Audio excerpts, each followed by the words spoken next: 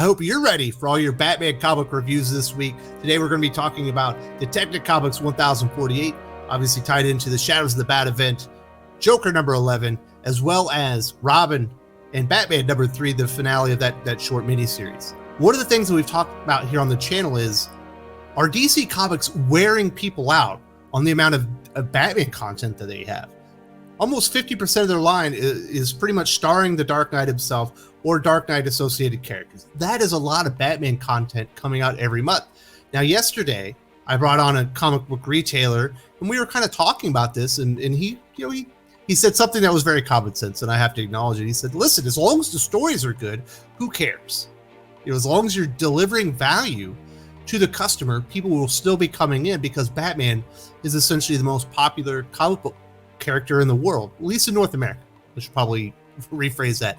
He's the most popular superhero in North America when it comes to comic books, and he can hold up more titles than anybody else. But DC Comics have to hold up their part of the bargain, which is providing like a good hook or a good value for the comic books.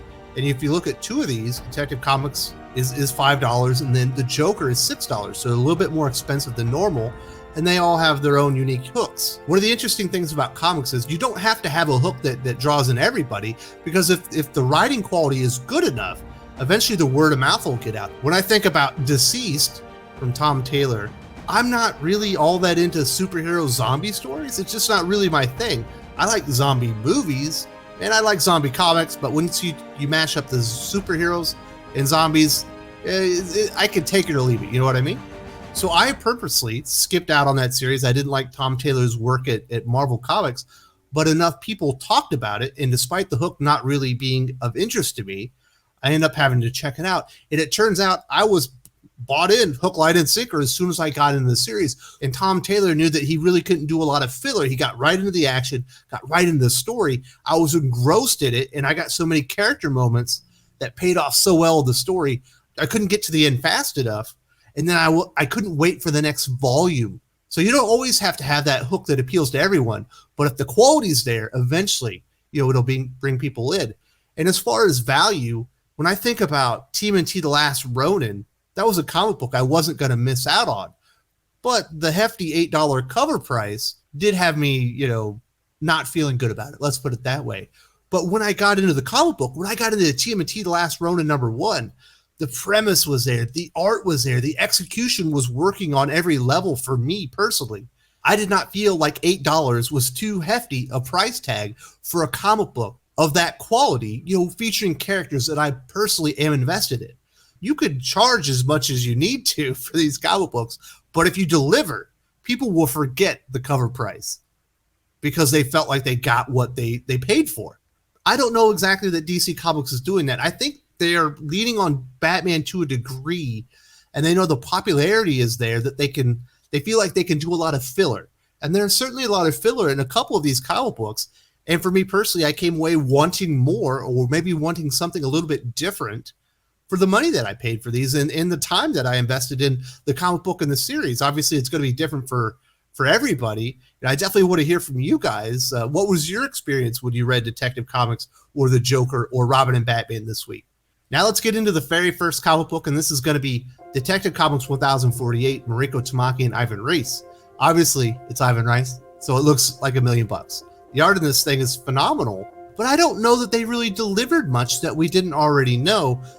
Certainly, we get some backstory on Ware that was introduced and died in the last issue, essentially. His mother was essentially a sociopath. She was a very violent person, and he had witnessed apparently many of these incidents as a kid, and he was taken away. And that kind of starts playing into the motivation of the character, which is kind of already lined out in the previous issue, that he has a lot of empathy, and he believes that he can save these criminals in Gotham that have done these heinous acts, that he believes he can rehabilitate them. And we certainly saw that with Nero being the example. Obviously, something felt a little bit off. I think if you're a reader, it's supposed to feel like he's not a genuine character.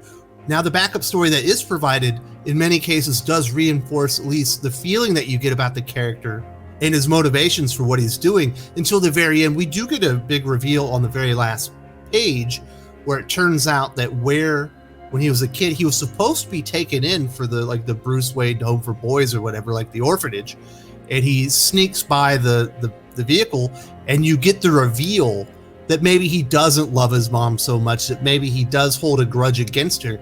And as an adult, he's likely not the genuine article, which we've already kind of got the feeling. So there are a couple reveals in this comic book, but this is very, very brief moments in here. The vast majority of this comic is Dr. Ware, obviously in a flashback because he's dead, walking around with Kate Kane undercover as she's interviewing to be a part of this new Arkham Asylum. And it's just them talking for pages upon pages upon pages. This feels like filler, and we're only in the second issue of the event. There's no action in this. The way that they get around it, when they see certain villains, Kate will remember when Batman apprehended them. And I think that's monumentally disappointing. Last week was pretty good, but then we get to hear it, and it's a momentum stopper, if it had any momentum to begin with. The story literally just started, and they're filling it out because it's Batman, and I guess they think that they can do that. I think it's a waste of money for the most part. I think you can probably skip this issue, other than the very last page, and move on with the event, and you probably won't have lost anything of significance. Next, we're going to talk about Joker number 11. But before we get there, I do want to say, if you're enjoying the video, remember, if you want to be a hero like Batman, give this video a like, because Batman loves to give thumbs up to great content. Now, moving into Joker number 11, I talked about in my best new characters of 2021 that I really liked the Samson family that James Tynion had introduced in this series. We know that they're cannibals from Texas, and they're after Joker because during A-Day, he had killed a family member that obviously was locked up in Arkham Asylum. And in this issue, which is following a couple of issues that were just flashbacks of why Gordon doesn't like Joker and why he's motivated to possibly kill him, we get the backstory of the Samsons. And like I said, I think these are really interesting characters. But by the time you're done with these flashbacks of the Samson family themselves, you know that they're like a cannibalistic family from Texas whose uncle died in Arkham Asylum, and they're mad at Joker. And obviously they have him because they caught him a couple of issues ago. There's no new information presented. There's certainly more detailed information presented, but this is filler. Like, you've already established these motivations. You've already established, some of these core components of the character. This isn't really fleshing out. This is pretty much stalling, which I think is very disappointing for a comic book with a $6 cover price on it. That is a very large cover price. That is 50% more than a normal comic book.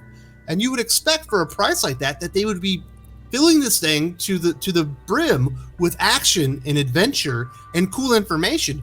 And to see that Tynion is just padding this out, which kind of is expected, that's what he does as a comic book writer, I find this to be exceptionally disappointing. This time we see Gordon wakes up in Gotham because he's been rescued by his daughter, and then it's just him thinking about all the reasons that he doesn't like Joker again. That's firmly been established really since the very first issue, but they keep talking about it over and over again. I guess he has to stay bedridden, and Barbara's going to replace him, even though she's the Oracle. And he says, well, why don't you send in Batman? She goes, no, I'm going to handle this myself. Why would she do that? That doesn't even make sense. She's going to go to Texas to a ranch full of cannibals, knowing that Joker's there, Lady Bane is there, and likely the Court of Owls are coming as well.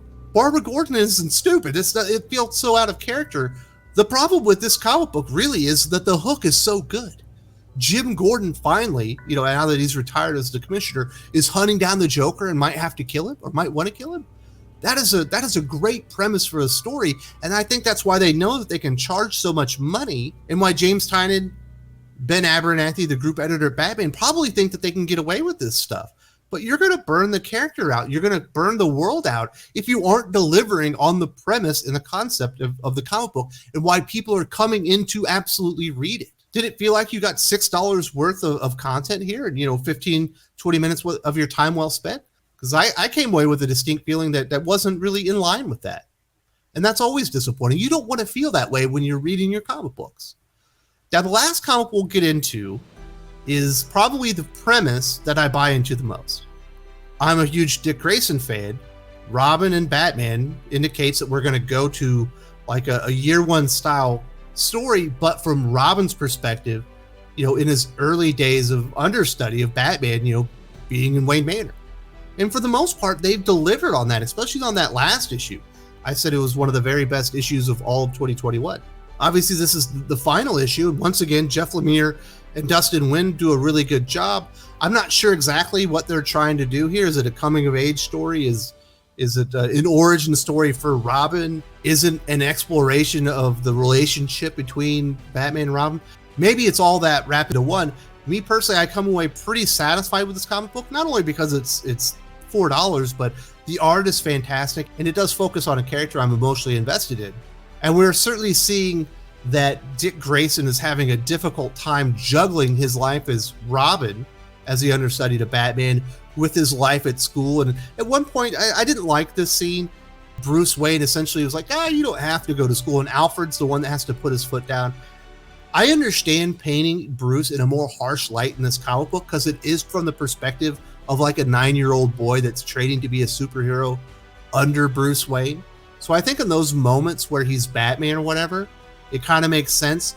But to show him is kind of like a terse jerk who doesn't care about Dick Grayson's emotional well-being or going to school, I felt like it was a little bit out of line. Dick is trying to kind of juggle being normal and being a hero. Obviously, we get the continuation, I guess, of the finale of this crocodile story. Turns out Croc was in Haley's circus as well as the Flying Graysons, and he had seen how happy Dick Grayson was with his family and had seen them die. And I guess that wasn't enough, so he has to pay it back on him. I don't think this part of the story was terribly fleshed out. It was kind of introduced in the first issue, not really talked about in the second issue, and then finished here in the third. But the action is good. I don't know that the motivation or the timeline all makes all that much sense, but it's the Omniverse, so I guess everything and nothing happened at the same time. Batman has essentially been taken by the Croc, and Dick Grayson as Robin has to go in there alone and see if he can overcome his fears while in the place where his parents had died. And obviously he gets the job done, and it's a fun adventure, and he finds a way to look within himself and see that he's a hero, but he doesn't have to be Batman. Or at least that's the way I'm interpreting the story myself. And at the end, we do get like a nice little flash of Dick Grayson playing Dungeons and Dragons with some boys from school, and Alfred being very happy to kind of serve the party favors and see that Dick Grayson isn't taking the mission quite as seriously as Bruce Wayne. When I say seriously, like, it's not everything about his life. He's going to have a social life. He's going to have friends and stuff like that. And that's essentially the end of the story. Me personally, I couldn't feel ripped off with a story like this. The art is fantastic. It's a character I'm emotionally invested in. It's a time in his career that I think is interesting. And for the most part, the story itself is executed pretty well. I do think the Croc thing was kind of wrapped up out of nowhere. But other than that, I think it's done pretty well. And of course, the Teen Titans stuff I thought was magnificent. And they certainly, they do have a cameo in this comic book as well. So I don't know. Are DC Comics burning out Batman? Are they going to wear out Batman's welcome? I don't even know that that's possible to do that with Batman because he's so popular. But if you're going to be charging these prices of $5 and $6 with a comic book with a character that's this popular, you should be making sure, if you're Ben Abernathy and the editorial team at DC Comics, that people are getting their money's worth and you're really providing value for that. And I think this week we didn't get that all across the board. In fact, I don't think we really got it at all in Detective Comics. They're doing filler in the second issue of that arc, in my opinion. I'd like to hear from you guys. As far as the Joker, they've been filling this thing out and padding it out for a while. This thing really should have been a 6 or an 8 issue miniseries, and they should have made James Tynion get to the point and get the story going because there's been so much filler in there. Fortunately, we get to this Robin and Batman story, and Jeff Lemire's got 3 issues to work with, and he maximizes his minutes, sometimes to the detriment of the story, not fleshing certain things out, but it is 3 issues. He's limited in his space, and I think that's why he was able to get to the point and really provide that value that people are looking for, in today's comic book environment. Comics are too expensive, and there's a lot of Batman comics. So those are my thoughts on This Week in Batman. I'm sorry Josh didn't join me today, but he did have some real world events as far as his real job go on, and that took him away. He will definitely be back next week. I don't think he'll be on the Comics Aficionados either this week. If you're a fan of DC Comics Trinity, that means you like Superman as well as Batman. Earlier today, I did this video right here about Superman and why he's worth fighting for. I think you're really going to enjoy it. I put a lot of effort into this, and I think if you give it a little bit of time, you'll definitely get something out of this really compelling Superman topic that I got into today.